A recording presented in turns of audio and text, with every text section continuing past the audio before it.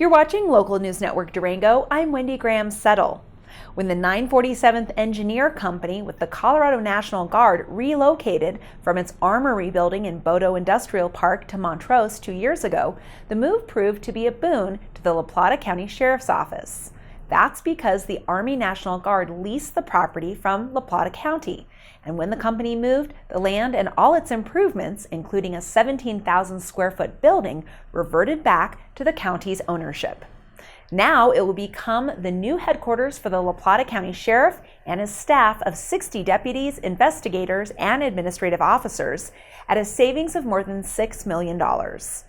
The new headquarters are part of a facilities master plan that the county completed for all its departments in 2012.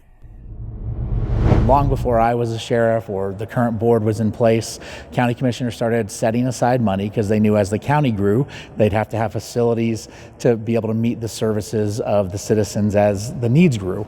And so they started setting aside money into a special fund that can only be utilized under law for the purpose of building facilities.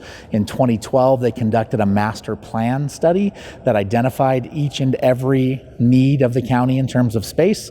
Everybody was done except for the sheriff's office with the new ACT building that's being built for the assessor, clerk, and treasurer. We were the last ones.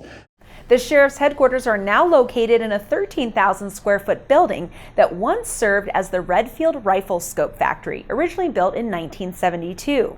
When the sheriff relocated to the Bodo facility from downtown Durango in the early 80s, the department employed about 30 deputies and administrators. As Plata County's population has continued to grow, the sheriff's staff has more than doubled, but its headquarters have not.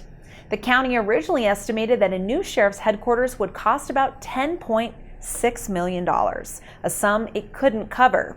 But now, with the Armory in its possession, the county will spend about $4.3 million to remodel the interior and add a second floor to nearly double the space available to the sheriff's department at a savings of more than $6 million over the cost of a new building.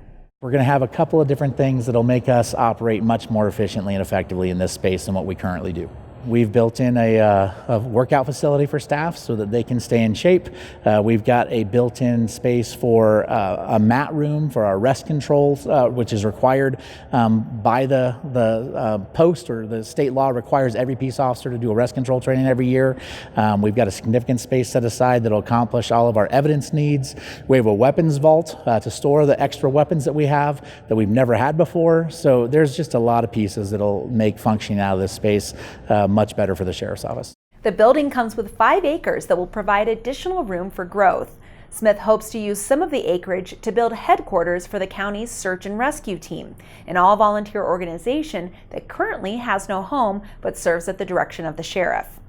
In the meantime, contractors will break ground on the Armory renovation on June 17th.